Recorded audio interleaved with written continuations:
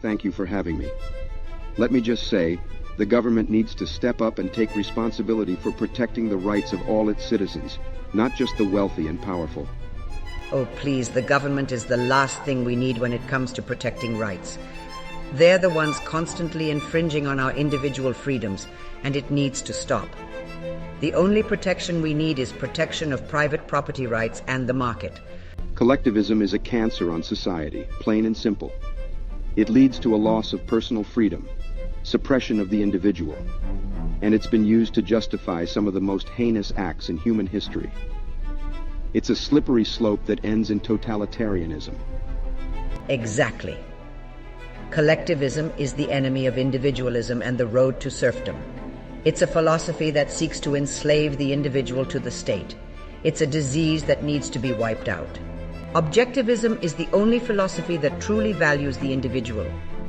It's a philosophy that says we have a right to our own lives, our own liberty, and the pursuit of our own happiness. It's a call to arms for individualism and laissez-faire capitalism, and it's the only way to ensure a truly free society. That's ridiculous. Objectivism is nothing more than a thinly veiled justification for selfishness and greed. It's a philosophy that would lead to a society where the strong exploit the weak and the poor have no chance of ever getting ahead. How dare you? Objectivism is the only philosophy that leads to a truly fair and just society. It's not about exploiting anyone, it's about giving people the freedom to succeed or fail on their own merit. Your collectivism, on the other hand, is a recipe for tyranny and oppression. Look, it's clear that you're only interested in defending the interests of the wealthy and powerful at the expense of the rest of society. Your so-called individualism is nothing more than a cover for greed. That's a ridiculous accusation. I believe in individualism because it is the only way to ensure that everyone has the opportunity to succeed.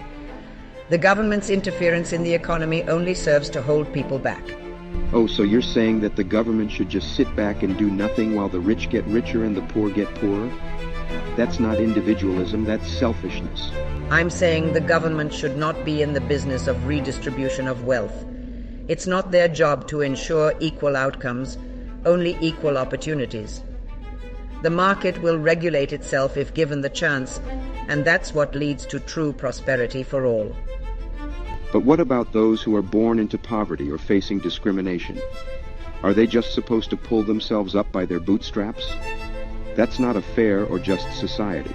Poverty and discrimination are real problems that need to be addressed, but they cannot be solved by government handouts. The only way to truly overcome poverty is through economic freedom, not government programs.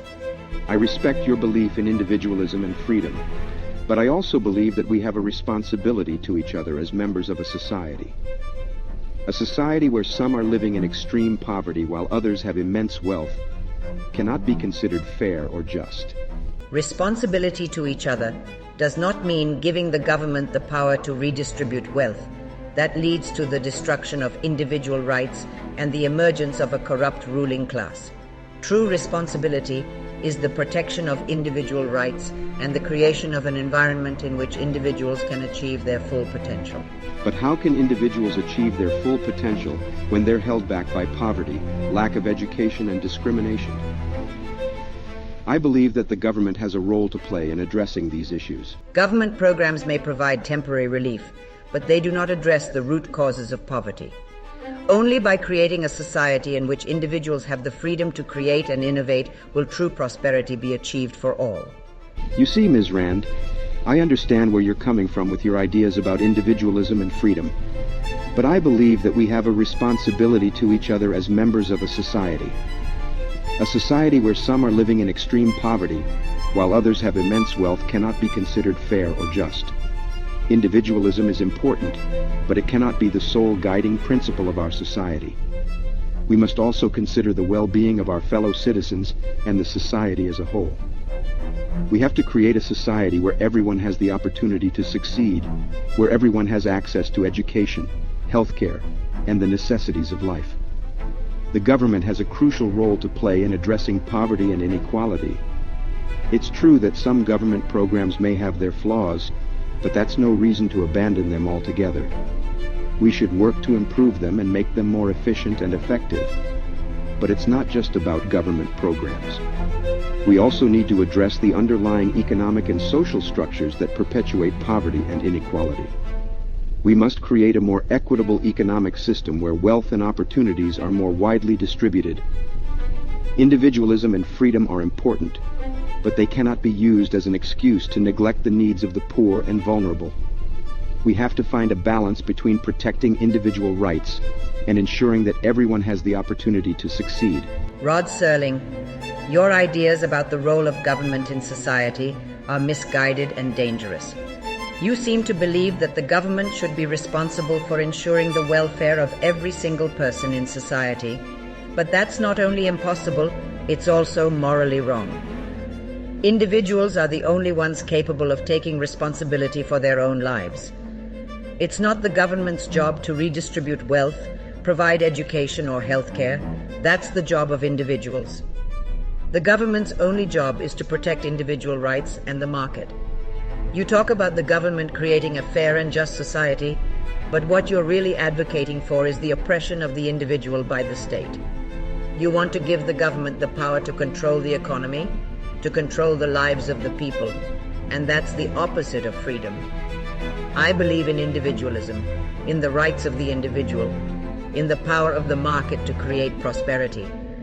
A society based on individual rights will naturally have a safety net for those who are truly in need, not through government redistribution, but through private charity and assistance. The government can never create a fair society, it can only destroy it. True fairness can only be achieved through freedom and the protection of individual rights. I understand your ideas about individualism, but I think you're neglecting the fact that the playing field is not level for everyone. Not everyone starts from the same position, and the government has a responsibility to address the systemic issues that hold people back. You're missing the point. The government can never solve those issues. It can only make them worse. The only way to truly overcome poverty, discrimination, and inequalities is through economic freedom, not government programs.